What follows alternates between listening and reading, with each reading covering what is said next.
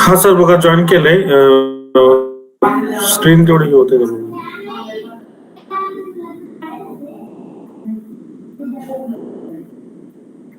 हा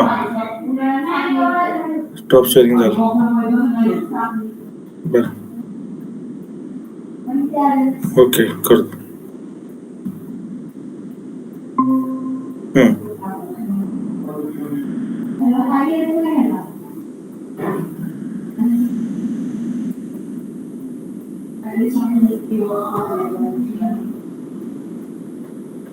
एवढं विंडोज का ओपन झाली?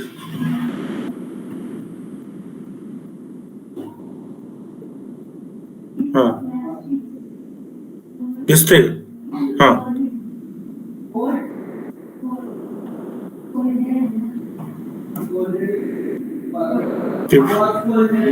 हा हा हा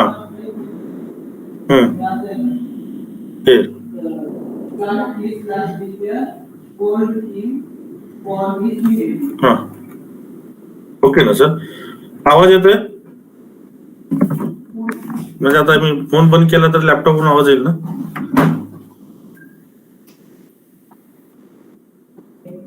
okay.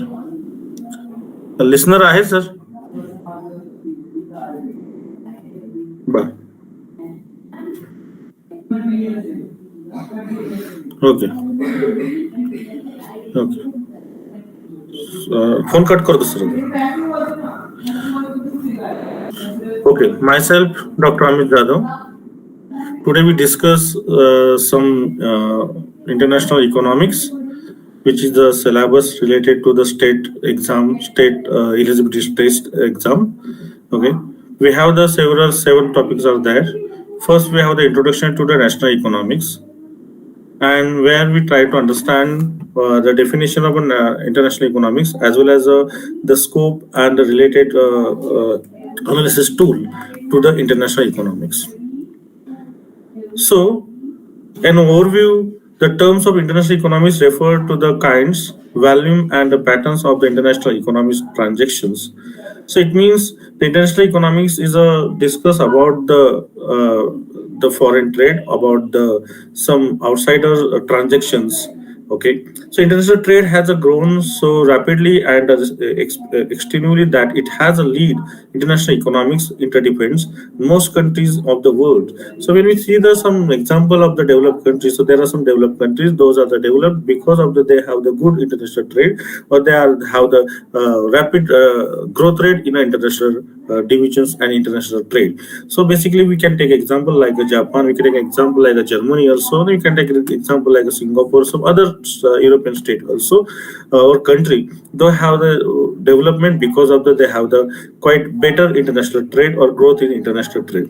So now we have to think about some definition of international trade. So international economics, first we have to understand what is meant by international economics.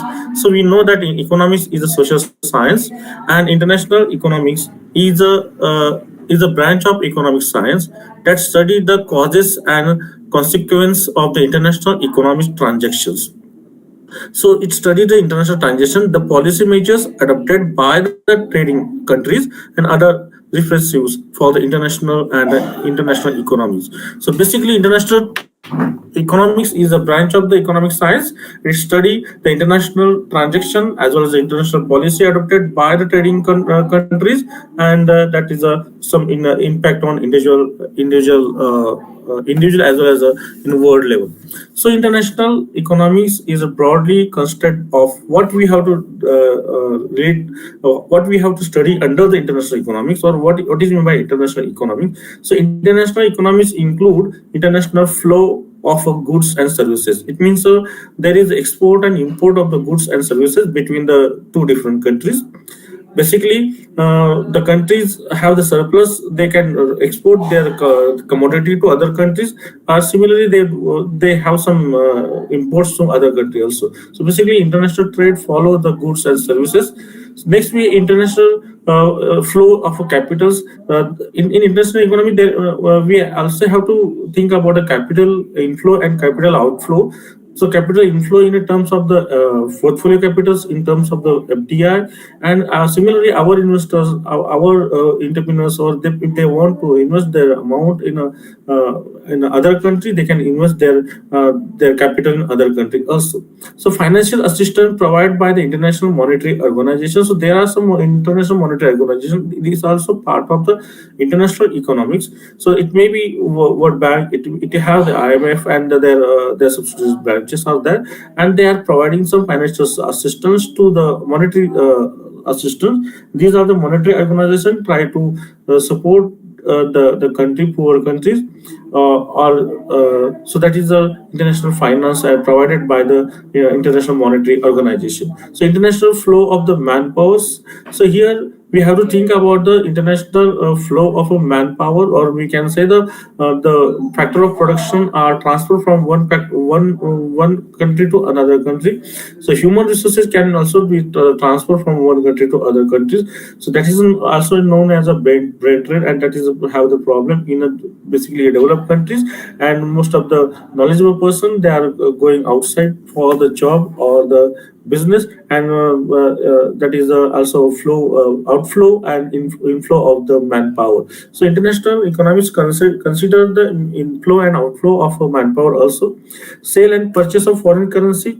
Sale and purchase of foreign currency also part of international economics, where the foreign currencies sale and the purchases in terms of the domestic currency, and through the exchange rate. So exchange rate, it means the rate of the foreign currency in terms of the domestic currency. So control and the regulation of international trade. So basically there are some organization in world level, they are working to controlling and the regulation of the international trade. So the controlling and regulation international trade, we have the before 1995 we have the GATT, but after the 1995 we have the one organization, that is the WTO, who control and regulated the international trade, or we try to solve the problem if there are some problem between the country while they have the trade, and they have to try to solve this was such a problem. So basically these things have the including international economics. So international economics is not only the restricted trade of the goods and services, but it include the trade of the flow and outflow of capitals, as well as monetary organizations. So there is a factor of production or manpower's flow, and similarly the foreign exchange and the control of the international trade. This part also a part of international economics. Now we have to move the next slide, where we try to understand, we try to discuss these international economics is a positive or normative science. So while we're discussing international economics is positive or normative science, so basically going further, okay, so going by the definition of the positive science, the theories of the foreign trade, we have the different theories related to foreign trade and general equilibrium analysis and trade patterns. Similarly, the theory related to effect of the tariff and the quota on international economies in the positive science. So the positive science try to explain this. There are such theories, and these theories are related to international trade. It may be classical, it may be new classical, and the modern theories are there. And similarly, there are some theories are equilibrium analysis, as well as the effect on tariff and quota on international economy. So the international economies is a international economies is a, we can say it's a positive science. Similarly, some part of the international economics is a normative science also. The area of the international economics that provide answer such questions like is free trade better better than no trade? That will be question, and that answer will be provided by the international economics. Is free trade policy optimum policy, or what is the nature of the optimum policy? So these are the some questions, and the answer will be provided by the international economics. So basically, so international economics have the positive as well as a normative science. Okay, so now we have to think about the thought or the mercantile views in the balance of trade and the direction. So basically, before the before the classical economics, there is a mercantile trials economics, and the organize the origin of the merchandise economy, the international trade can be traced into the writing of the Thomas Moon's book of the England treasury by the foreign trade. So, according to Moon, the surplus trade balance determines the wealth of the prosperity of nations. So, basically, the monetarists believe on the surplus trade. They try to say through their theory to increase the export as much as possible and reduce the import. So trade surplus will be created, and that trade surplus can be used for the wealth of the nation or the creation of the wealth of nation. His view is known as a balanced trade view or balanced trade theory, we can say. And basically the trade surplus is accumulated in the form of the billions gold and silver, which makes the wealth of the nation. So trade surplus can be created some more gold and more silver to the country. Those country have the trade surplus, and the surplus will be adding the wealth of the nation. As suggest, the country should strive promote export and industrial product and limit the import of the raw materials. So here they try to suggest the country have to suggest that the country have to promote the export of industrial product, and similarly to limit to import the raw materials of the product. So that is the thought of given by the merchandise related to the international trade. Another, we have the some classical economics origin of and the growth of the foreign trade theory, and that theories are started from the Adam Smith. So Adam Smith first come up with the theory of the foreign trade in his book The Wealth of Nation, and the origin of this international economics is treated to the Smith theories of international trade, and properly it known as a theory of absolute advantage. So this theory is given by the classical economist, that is Adam Smith, and he's saying that that theory is known as the absolute advantage theory. According to Adam Smith, trade between any two countries nation possible and gainful only when each nation has the absolute cost advantage, lower cost of the production in the list one goods, at least one goods. So basically he assumed that there are two countries, two nations are there, they are producing two commodities and using the one production factors, and here there are these two countries have the absolute advantage production of at least one commodity. And if this situation is there, that time the trade is gainful to both countries as well as the increase in the global production also. That theory is given by the Adam Smith. Similarly, there is a one theory is given by the Ricardo, that is David Ricardo, that known as a classical economics, developed in 1817, and this theory is known as a comparative advantage theory. So comparative advantage theory is given by the David Ricardo, and he proved that the trade between any two countries in gainful even if a country has an absolute advantage in producing all goods, but he has the comparative advantage at least one goods to comparative to other goods. So this advantage refers the high products exchange rate in a domestic trade. So basically Ricardo tried to say quite opposite to Adam Smith. Adam Smith saying that only the country who have the absolute advantage, they can have the trade and gainful trade. But Ricardo tried to explain there are some countries those have the absolute advantage.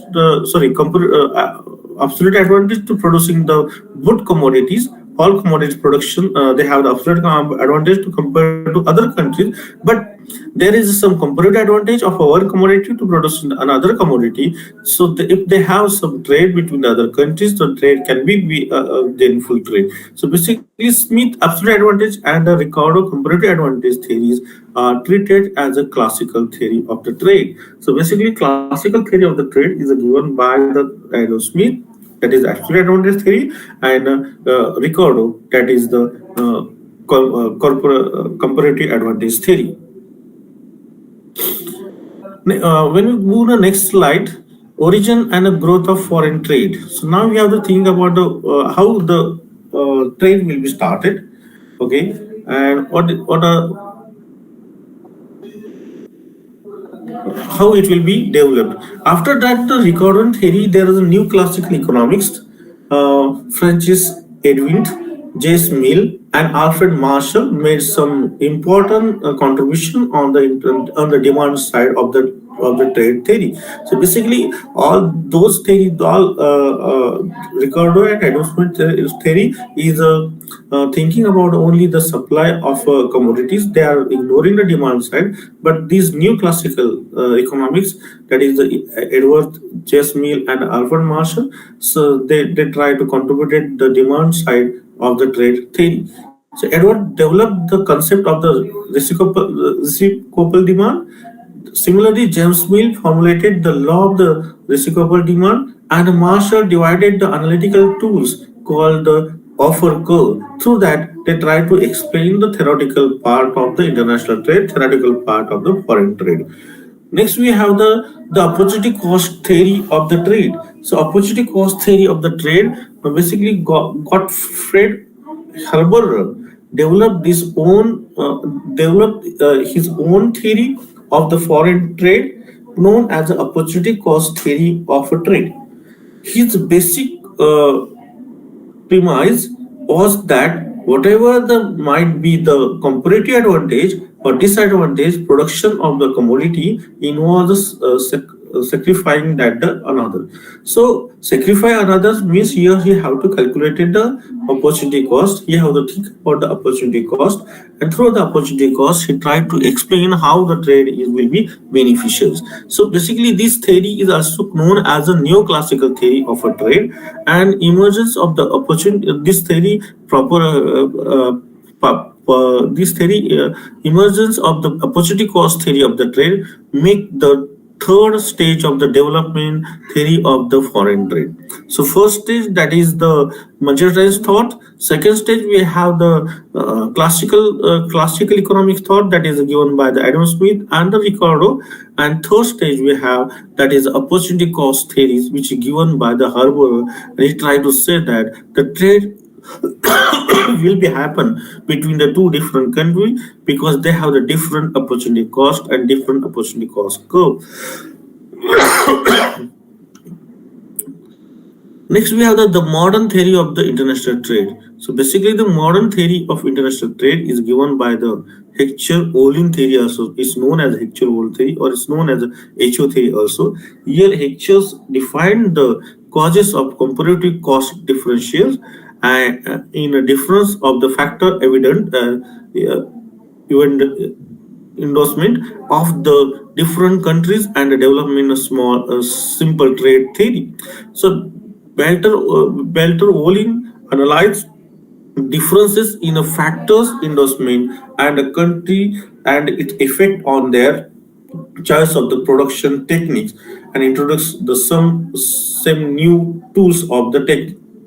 So production possibility curves, the community indifference curve. So basically through the production possibility curve and community or society indifference curve, they through that they try to explain the international trade between the two different countries, and they are trying to say the factor abundant. This theory also is known as a factor abundant theory, and each and every country they have the different factor abundance, and that's why the trade will be happen between the two different countries. All this falls under the Olin theories, and that the international trade.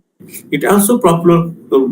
It's also known as a modern theory of international trade. So international trade theory is a modern theory. It's given by HO theory or actual online theory. They try to explain there is a trade between the two different country, and this trade is gainful to both country because of the they have the different factor element. So there are some countries are the capital incentive, some countries are the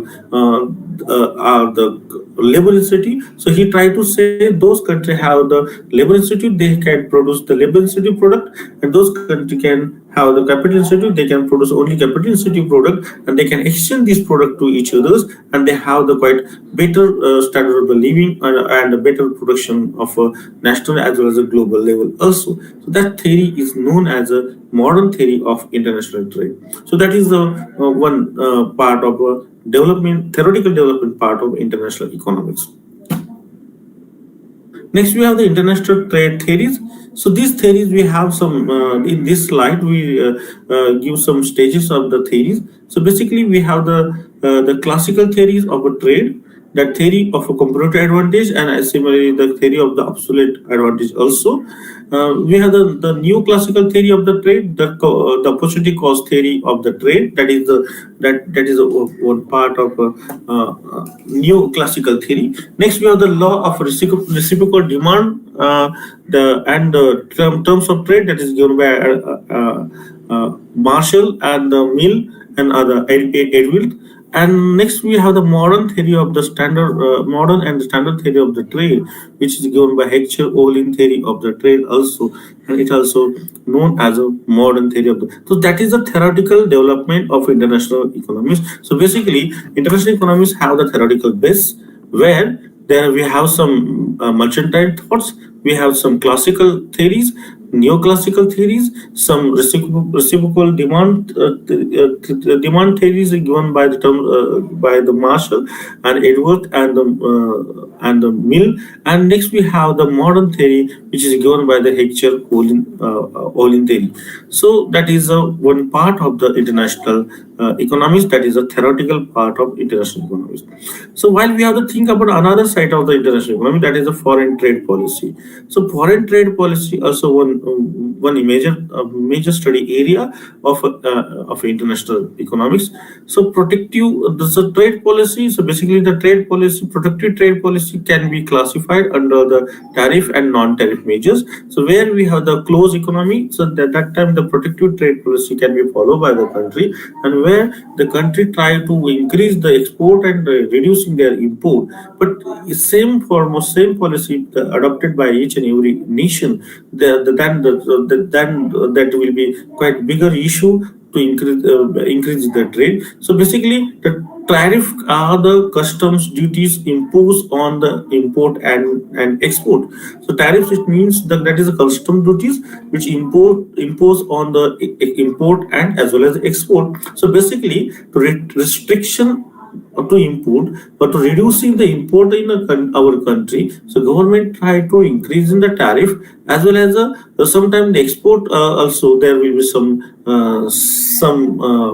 duties or the imposed, and that is known as a tariff. So there are some non-tariff measures included in a foreign trade policy. So that will be imposition of the quotas of imports. So here the government or some authorized body can fix the quota for the import of particular commodity. Beyond that quota, the traders are not allowed to import such commodity. Some subsidization of the export. So subsidize the commodity which we exporting to other country. Currency devaluation. So devaluation, it means we have to reduce our our currency price in terms of the foreign currency, basically in terms of the dollar. And dumping. So dumping, that is another issue where we sell a particular country sell the commodity in other country in quite lower price to capture the main motive behind that, the dumping, that is capturing the market of other countries. So basically, this non-tariff barrier also used in a protective trade policy. Okay. So the trade policy dilemma. So both economics and the policymakers face the dilemma whether free trade policy or they have to adopt the protective trade policy describable. So economics as well as the policymakers they have facing such a problem whether they have to adopt the free trade policy or they have to adopt the protective trade policy. And after the 1991 when we for in our case when we adopted a liberalization, privatization, globalization, basically we starting the free trade policy. But similarly we adopting some protective policy to protect our domestic interest or domestic our producer also. So that is the one part. So trade policy is a one part of international economics. Next we have that is the exchange rate determination. So exchange rate determination also have some history about the exchange rate of determination, because each and every country have a different currency. If the two different country have the trade, so trade can be fulfilled through the money transaction. But if they have the different currency, so that time to exchange rate have to fix. So before so the gold standard collapsed in 1940. Gold standard means each every country have declare their currency price in terms of the gold, and it will be collapsed in 1940 with the outbreak of the World War First, and it, most countries are adopted the paper currency. After World War First, most of the countries are adopted the paper currency system without gold reserve. So before that, country have the paper currency system, but they have the gold reserve, or they can the currency price will be have in terms of the gold. Okay, and they have the sufficient backup of the gold. But after the first war, the country adopted paper currency system, and the gold without gold reserves also. This created a big problem. Basically, how to determine the price of the currency in a different in a terms of the another's or the exchange rate. So that will be creates quite a issue or big problem. How the different country currency price will be determined. Okay, how the exchange rate will be determined. Gustav Kossil or he is a Swedish economist, was the first to develop the theory of exchange rate determination called a purchasing power parity. So he is the first economist. He developed this theory how the exchange rate will be how exchange rate will be fixed of one currency in terms of another currency, and that is theory is known as a purchasing power theory, or it's known as a PP theory also. That is the one exchange rate determination, also a part of our international economics. Next part we have the balance of payment problems and the policy measures. So balance of payments is the annual accounting of the receipt and the payment arising out of the autonomous transaction of the country with the rest of the world. Okay, so basically the balance of payment, that is annual account receipt of in a and a payment arising out of the autonomous transaction of a country with the rest of the world. It include current account as well as it include capital account also, where where we have to including import export of the goods services as well as the capital inflow and outflow also. So the balance of payment may show the surplus, deficit, or the balanced.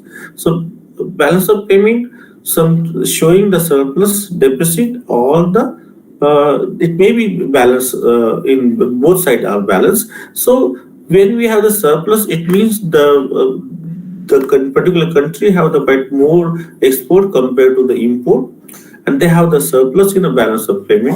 When we have the deficit, it means the deficit the import is quite greater than the export, and when you have the balance, it means the import and export both sides are equal. Okay, so if you have the surplus, no issue about the surplus, because surplus, if you surplus, it means we are getting some surplus amount from the outsiders, and that will be adding our national income. So that will be that surplus can be used for the wealth creation of a country.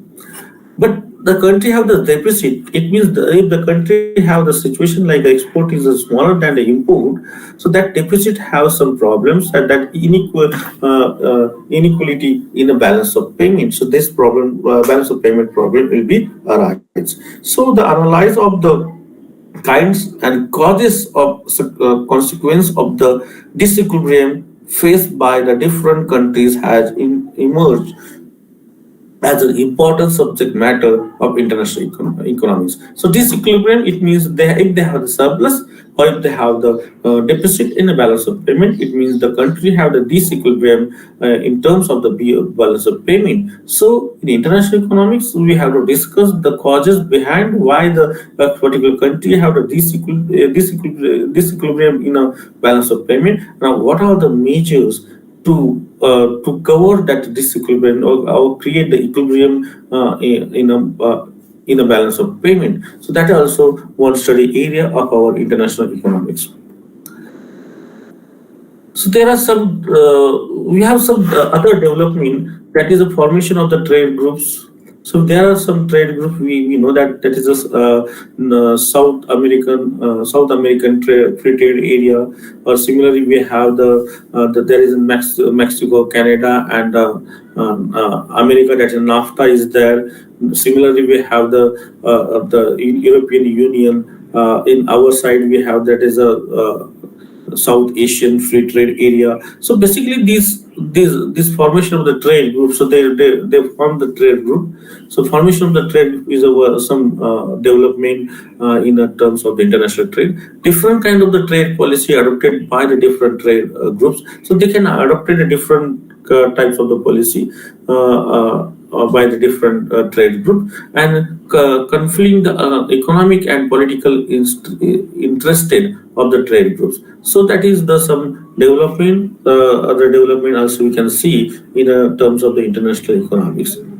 So now we have to think of the subject matter of international economics. Already we discussed the subject matters quite broadly. Now we have to make some conclusion of the subject matters. So what we have in international economics, first we know that in international economics we have the theories, the international trade theories. So these theories are the classical theories, neoclassical theories, that is given by neoclassical theories, and the modern theory which is given by the Heckscher-Ohlin theory also is there. So that is one part of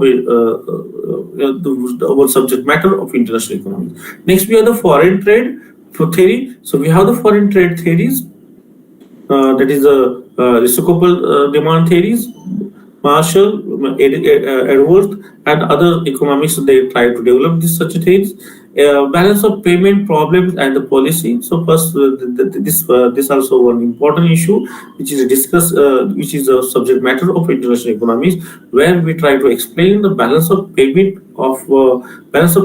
problem and the policy measures to overcome such a problem, or to making an equilibrium in a balance of payment. Next, we have the exchange rate and the determinations. How the exchange rate are determined?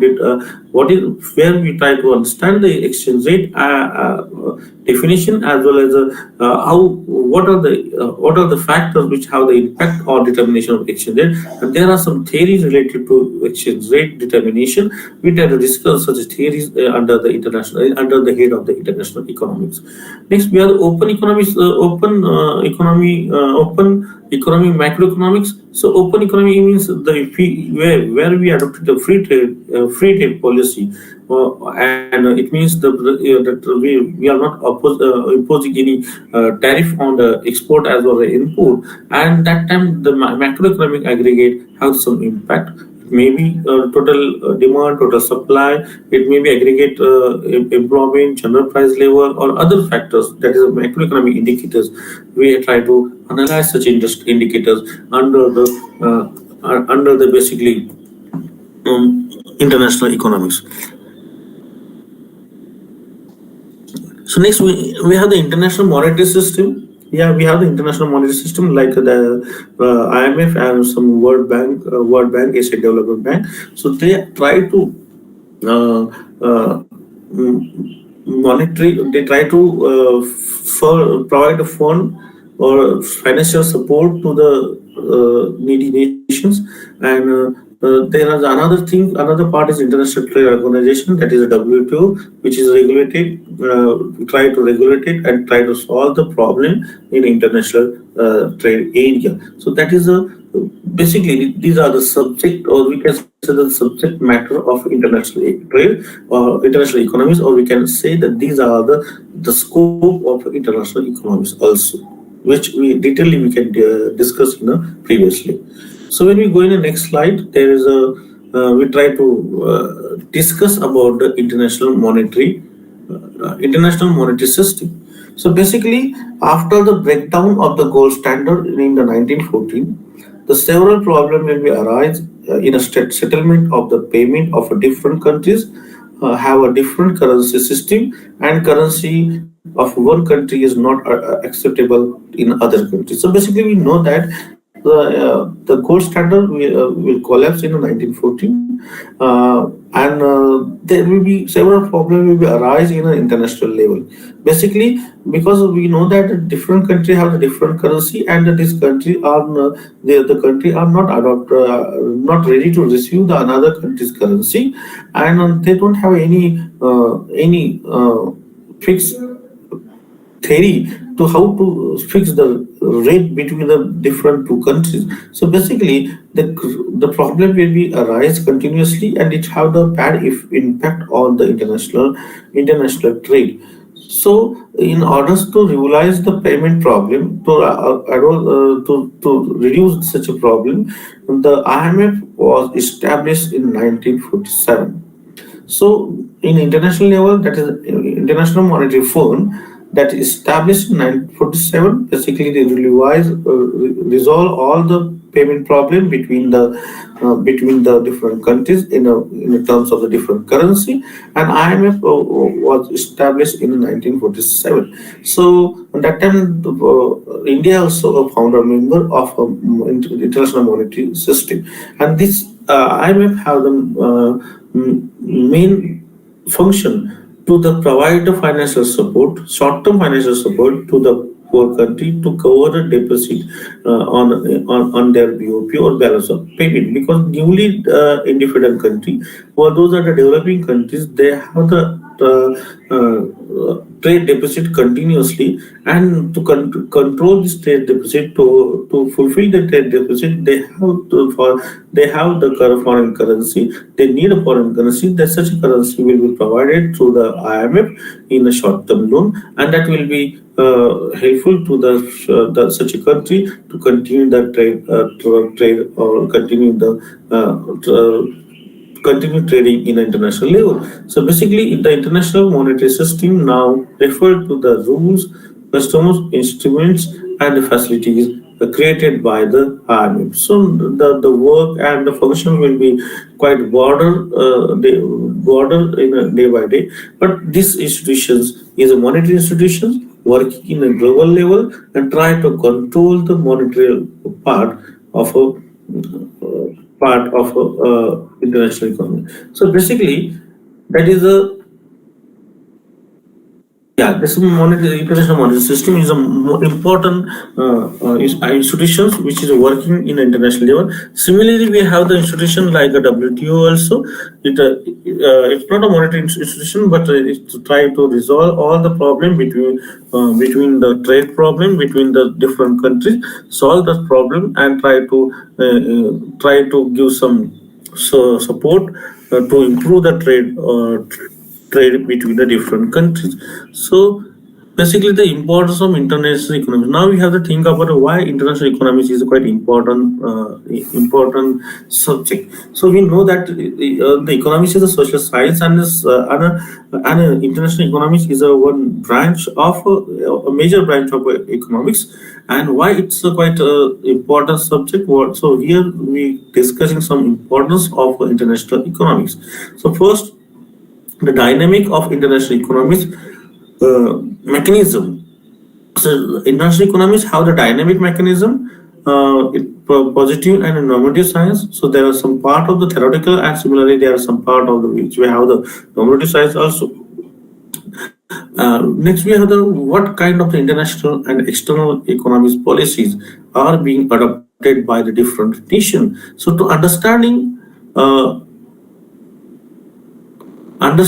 the internal and external economics policy adopted by the different countries, we have to understand the international economics. So each and every country have the different political as well as economical and other aspects are there. So they are, we can't say that they are adopting the same policies. So they have the different policy in internal as well as external economics policy.